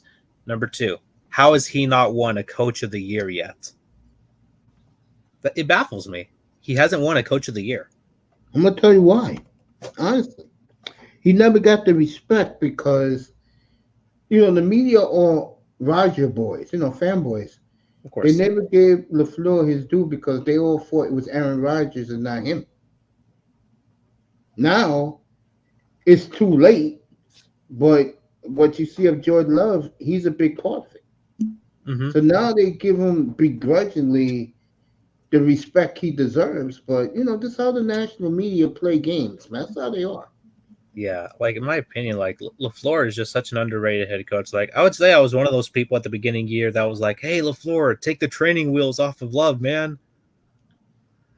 Like that's what it felt watching the Packers offense the first half of the year was like, hey, LaFleur, please take the training wheels off. But at the same time, I think you really have to trust him as a head coach because when he first came on, he brought a different culture to the team. And sometimes you want culture guys. Like, okay, culture guy, Dan Campbell. But I would say before Dan Campbell came around, the Green Bay culture. Yeah, the Green Bay culture changed when Matt LaFleur came around, and he was just a guy that was, just hungry to win. He was a guy that's, willing to listen to his players. Should he sometimes listen sooner? Sure. I saw their player report card. Maybe he can listen a little bit sooner sometimes, but a lot of the guys were young guys as well, And I just think he's a guy that's going to listen to his players, listen to kind of what they want, what they need. I know Packers fans are going to be upset at him, like, oh, why didn't you fire Joe Barry? But at the same time, what he brings to the offensive side of the ball is kind of unmatched. Like dare I say, he's a top 5 offensive play caller in the league with what he's been able to do since. Oh, I agree. From being the Jordan Love supporter I am and knowing how the Packers do business, and I said this after I thought about it. It took me a day to think about it when they drafted him. He couldn't have gone to a better place, man. I agree. It's a class organization. They do things right in Green Bay the way it should be, but football men run the team. A town supports the team, and that's the way it should be. Do you like being up here? Did you like being up here? I actually don't live in Green Bay. No. I said, do you like being on this platform today? Oh yeah, no, yeah. This has been pretty good, and I was honestly just also thinking about when you're talking about Jordan Love and being drafted by Green Bay. You really think about this. The head coach and the GM communicate quite a bit. Matt LaFleur was not against Jordan Love being picked. He knew that he wanted a guy that could run the offense after Aaron was gone. Yeah, I totally agree. Matter of fact, the story was, from what I heard, you could look it up. Aaron was being such a butthole that Gutekunst said, you go out and go find your quarterback, and I promise you we'll draft him next spring. So LaFleur, one of his football buddies, scout buddies, said, hey, you got to go to Utah State and look at this kid. And he saw him in 2018. And the story was he loved his makeup and his leadership skills, and he wasn't a guy that fooled around, which he has proven in the NFL. I'll say it again. I've never seen a young quarterback like Jordan Love. Nothing bothers him. It's amazing. It is. I would say his leadership is something that's a quality as to why these Packers were able to succeed this year. It really was. He led these young guys that nobody in the NFL believed in. And I think that's Jordan Love's career trajectory is always going to prove people wrong. And he's a guy that's going to block out the outside noise. And I said this to a friend a few days ago no, it's not my friend. It was I actually think I was talking to my girlfriend at this point, but I was basically saying on how Jordan Love is not going to be a guy that's going to trash talk. He's going to be the guy that's going to let the play speak for himself. You should check out the Paul Farrington show on YouTube. It's a great show. It's about a group of 3 Viking fans that Jordan Love give them headaches. They are so frustrated that Jordan Love is so good. They got so many takes about Jordan Love being what he is now that it will make you laugh. You will fall back and laugh, bro. They're great guys. I'm going to try and get them up here one of these days. They're good. Great guys, and they talk nothing but NFC North. And Jordan Love is driving them crazy because they're Viking fans. I mean, Jordan Love's probably I think he's driving even some different. I think he's even driving Bears fans, Lions fans. I think he's driving the entire NFL. He's driving the entire NFL insane. If you really, I would agree with that. It's like when people look at the Packers, it's like, how do they keep getting away with this? And it's more. I think it's more so you got to give it to the scouts. They know who they want, and they know that they. Like Green Bay is a draft and develop team. A good amount of teams, they want these kids to come out and play right away. They don't let them develop. Green Bay is draft and develop. And that's why they all been where they've been for the last 30 years. Hey, everybody in the chat room, is applauding you, saying that you are great, and I do agree with. I got a good chat room, so I just want to say to you, I'm glad I found you on Wednesday, Hmm. and I'm glad you came up here. And don't be a stranger to come up here and talk Jordan Love and Packer football with me. Yeah, for sure. Yeah, my Appreciate it. schedule. Yeah. Yeah, I can't like always guarantee to come on. My No, schedule's no, really no. I'll talk to you. I'll talk to you after the draft. How's that? no, yeah, like yeah, for sure. My schedule is Yeah. always like my schedule is like always a little bit different when it comes to kind of like it's my schedule is basically on a week to week. Yeah, I But got. if I'm free, I'll always let you know. And if something changes, I'll obviously let you know. And I'll always be in your Instagram room with all those terrific pictures of Jordan Love. And I just want to say thank you. It's great that we have a mutual interest. And it was nice meeting you. And like I said, I'll hit you up after the draft, sometime in May, talk about it. Yeah, for sure. Whenever you have free time. Yeah, might have to be kind of like at the yeah. I'll let you know Yeah. for sure. Yeah, that's in a couple months. So you take care and a happy holidays to you coming up in a couple weeks. Yeah, thank you very much. I really Thank you appreciate for it. being here. Thank you for letting me come on. No problem. Jordan Love Era. You find him on Instagram, and he was absolutely terrific. I'm gonna let you guys come up and talk about whatever you guys want to talk about. I appreciate you guys holding on and waiting. Oh, I got the link right here. It's not a problem. Bring you guys up and talk whatever you want to talk about, fellas, and I'll sit back. Flames and Panthers no score after one as they're going at it up uh in uh Sunrise, Florida, suburb of Miami. Uh that was an awesome hour and 38 minutes of this talking about Jordan Love and talking Packers. I enjoyed that very much. I'm gonna try next week, guys, to get uh uh paint graffiti artist down in South Florida. We're going to talk about his tremendous artwork, what he's going to start doing with the Miami Dolphins, and I'll bring him up next. Hopefully next week, I'll hit him up. Does tremendous artwork. So thank you, Canes. Everyone says it was a great interview. I appreciate you guys. I mean, I could do more than just talk sports. I can interview well. I know that. Went to college for that, by the way. So you guys can pull up right now and talk about what you want to talk about. Like I said, Flames and Panthers no score after one. Let me get you the hockey scores for today.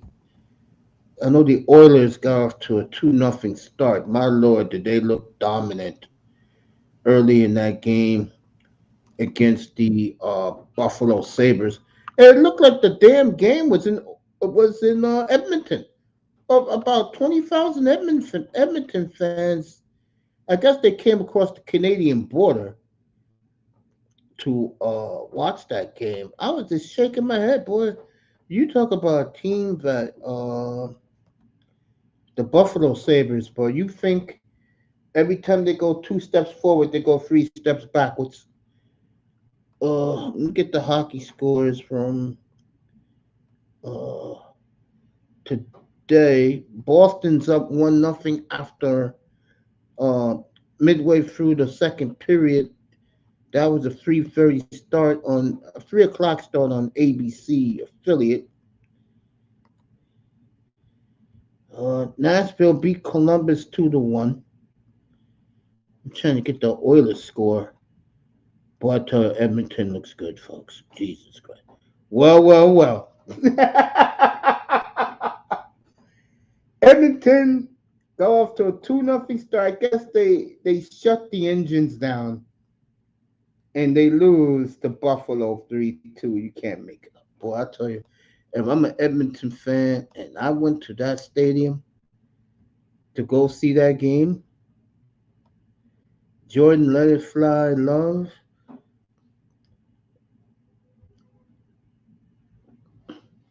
The nickname for Jordan Love is the phenomenon. That's what they call him. And the way he played in the second half of the year, he looked like the phenomenon. So Edmonton blows it today.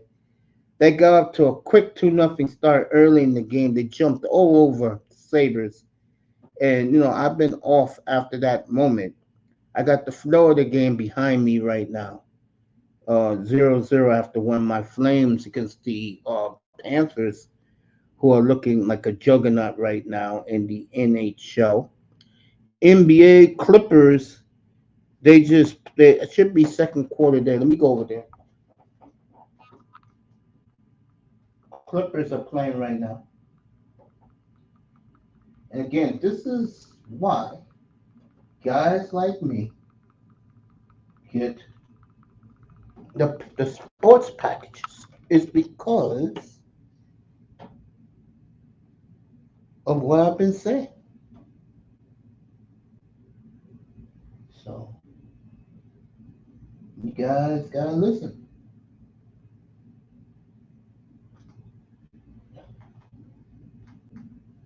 See what the Clippers are playing. And on Blazers late tonight. Okay, they're playing the Bulls right now. Clippers down by 6 to the Bulls midway through the second quarter. Wasn't that some game last night in Oklahoma City with the Heat? I enjoyed calling that game last night. As Oklahoma City came back, Shea Hilgers-Alexander with a monster game in the second half beat Miami. And Oklahoma City, folks, if the one thing I think they really need to get to the promised land, they need an enforcer. And until they get that, they're gonna fall short. They get an enforcer, they're gonna win the NBA title next year. Thank God the Trailblazers got two in the second round last year and this year's draft. And uh, Samaki Walker's son and Kamara. I like how they look. They really was roughing up guys last night against Houston when they were losing the game late. And I like that. All right, the Bulls. I'm going to get back to Sunrise in a second. Should be getting ready for the second period. And I won't be on not much longer. So you guys, I'm only going to talk a little bit today. I'll be back Monday for the free agency in the NFL. They start negotiating big. I wouldn't call him a big name, but to Dolphin fans, he's a big name. Wilkins will be talking to the Bears on Monday. So that's one guy that they said the Bears have serious interest in him. So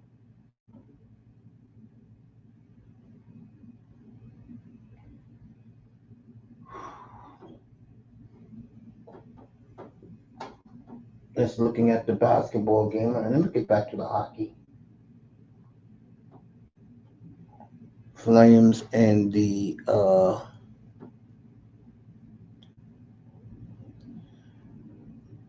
Flames and Kane's giving me dap.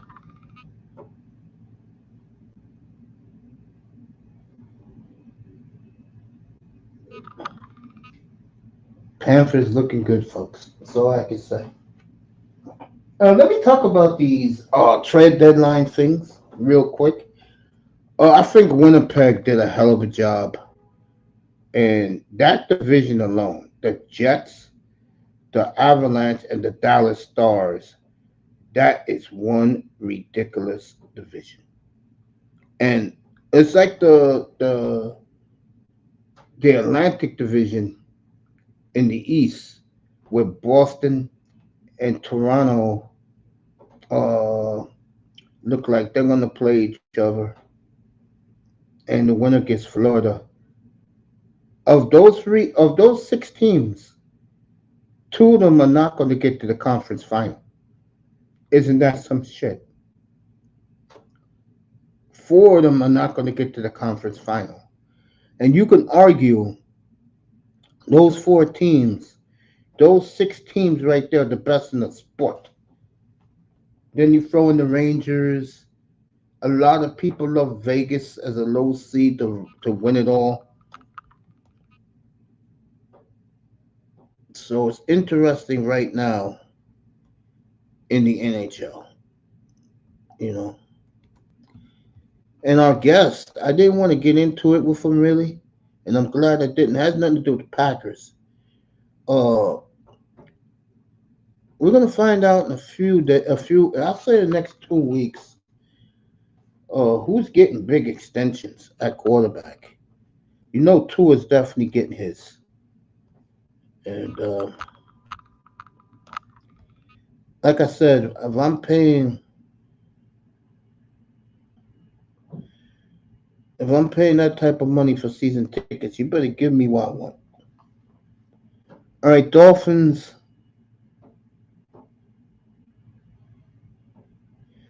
The Dolphins are keeping Nick Needham, so he's going to get an extension.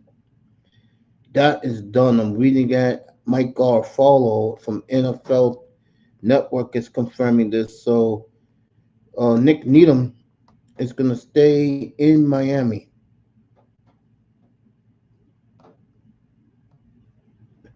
Cleveland will trade. It's a done deal. Cleveland will trade a fifth and sixth rounder to the Broncos for Jerry Jeudy. That is done. Got that right here off the wire.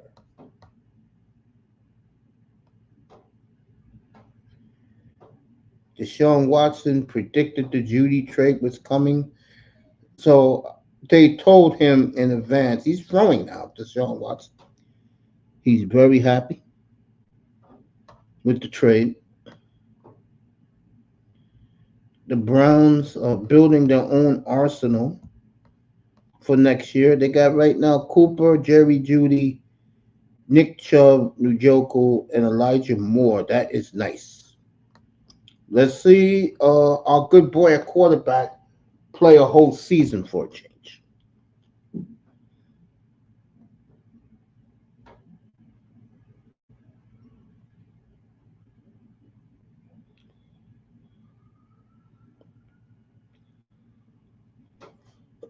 Andrew Brandt got his podcast, The Business of Sports.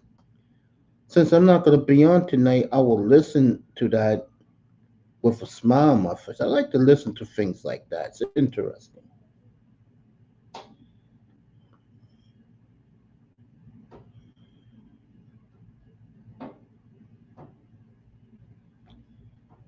So, Jerry Jeudy to the Browns is official. Nick Needham staying in Miami is official. Deshaun Watson, happy as hell as Jimmy Haslam is desperately trying to get that elusive Super Bowl this upcoming season.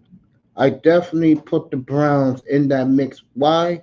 Because I said it's Mahomes against the AFC North. Nobody else matters. I don't want to hear from the AFC East. They all suck. Okay? Is the AFC North against Mahomes, and the Chargers are a year away. Once they get rid of all those high-priced defensive players, which they plan to do, and let it be more Justin Herbert's team.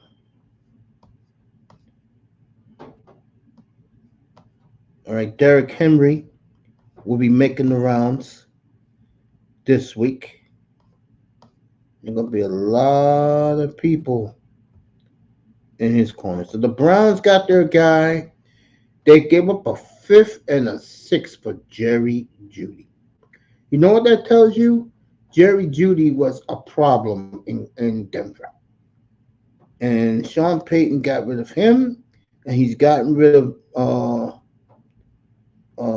Russell Wilson. And there is rumor, and I said about this yesterday when I did the morning show. Russell is going to bring the white boy crew back with him wherever he goes next. And I'm going to tell you right now, if things don't start off well, he's going to cause the head coach a job.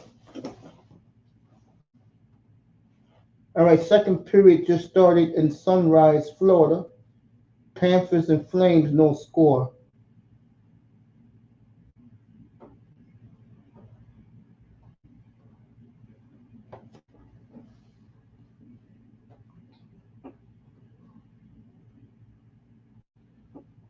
Just like that. 1-0 Florida.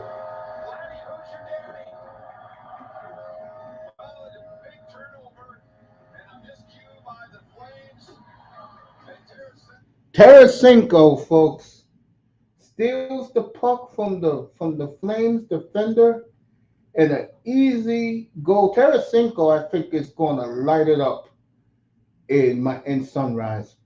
Boy, do the Panthers look good, boy. I'm telling you, they look good. All right. Tarasenko scored 17 this year with Ottawa, so his 18th overall. So Tarasenko scores his 18th goal of the year, 1-0 Panthers, just like that. And if you're a Flames fan, hey, they had a great trade sequence. They got some good young players. They got some draft picks, the young players. The Flames are going to be one of these teams, folks, that they're going to finish over 500 and not make the playoffs. That's what they're going to be. Carolina beat the Devils today.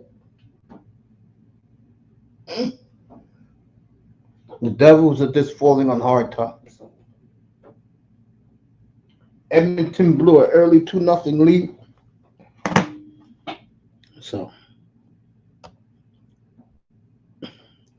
it was Amari Cooper who recruited Jerry Jeudy to go to Cleveland's going to be fun. They are going to be fun. The Cleveland Browns. I can't wait till their schedule comes out.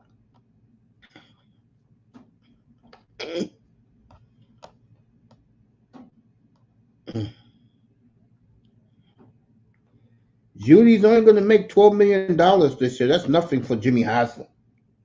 Going to make $13 million. That's nothing for Jimmy.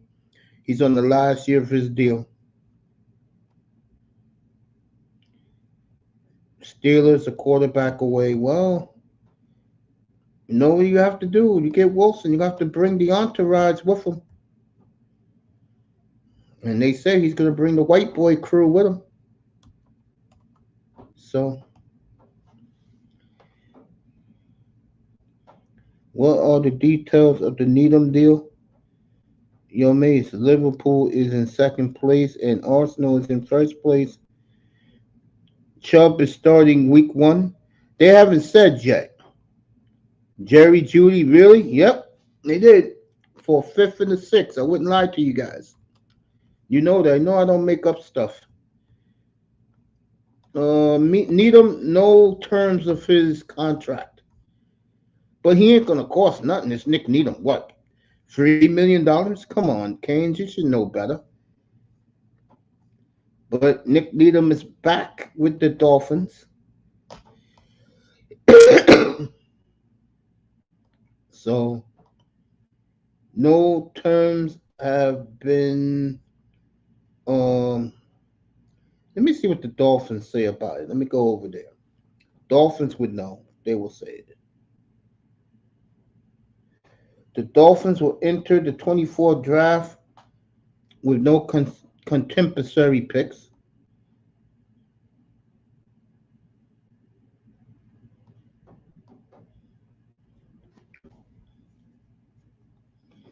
Dolphins only team in NFL, by the way, that if they want to redo contracts, they're the only team that can redo contracts with no problem. And that's what Chris Greer does best. He gives you deals, but they can manipulate the deals in the contract. Chris Greer does a phenomenal job with it. So Dolphins no compensatory pick this year. Green Bay got three. Niners and Rams got five.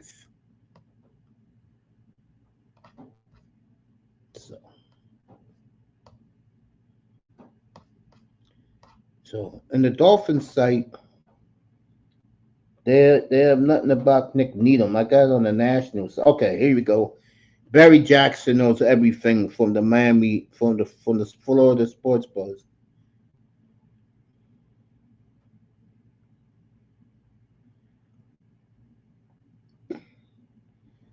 So the Dolphins are doing their job, signing cheap and inexpensive free agents, and they're very proud of themselves of doing that. Good for the Dolphins. They got Juno Smith, excellent deal, 2 years, 10 million. They got Dolphin fans are gonna love Juno Smith.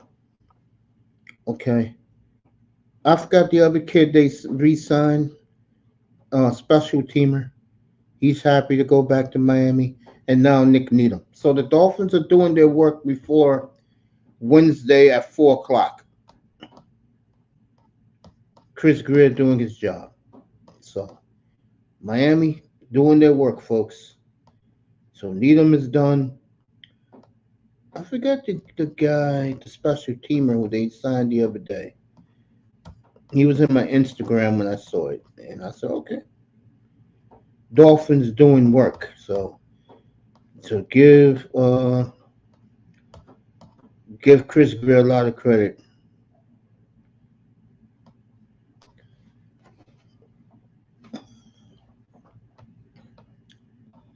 So,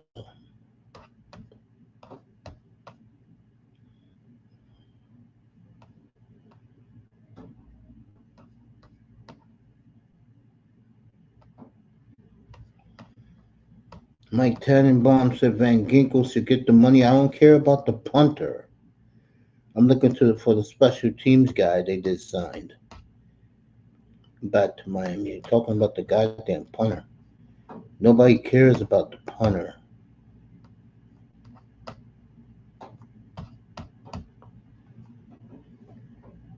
Meanwhile, in Sunrise,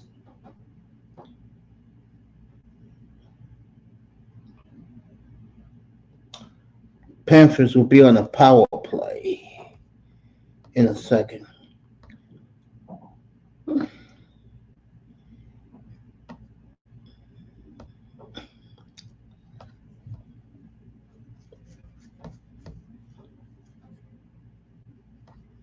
So that's the Dolphin news right now. They also said the Jets are talking to Tyron Smith. I know why that is happening, by the way. Because if they can get a Tyron Smith, they don't have to, at 10, get an offensive tackle. They can get a wide receiver for Rodgers or the tight end from Georgia, who Manzano loves, and the Chargers, who the Chargers love, by the way. Look for the Chargers to trade down, get some more picks, and then they'll take Bowers from Georgia, tight end.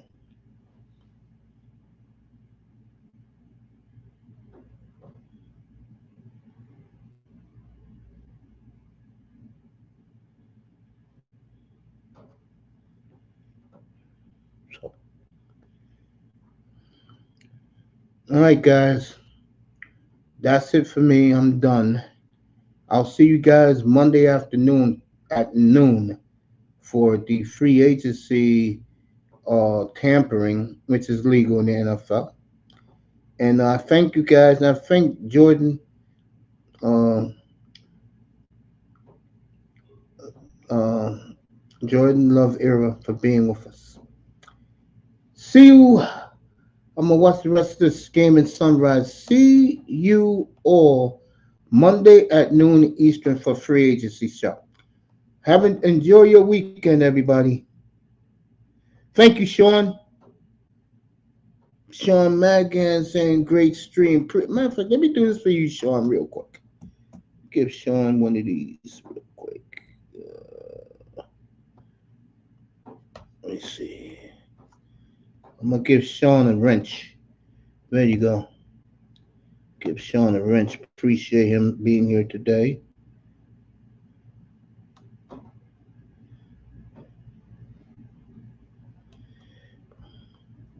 There you go, Sean. Thanks for popping up, fam. Canes, I'll hit you up, bro. See you all. No problem, family. See you all Monday afternoon, 12 noon. The free agency starts. You're welcome, mate. Sean, you be good. Canes, be good. Iman, be good. Appreciate that, Canes. Thank you, bro. People in the clouds, be good. Oh, let me see something. Did I do this show? Oh, this was just a YouTube show. Okay. Have a great weekend, everybody. See you Monday afternoon for free agency. Good day, everybody at the Oasis.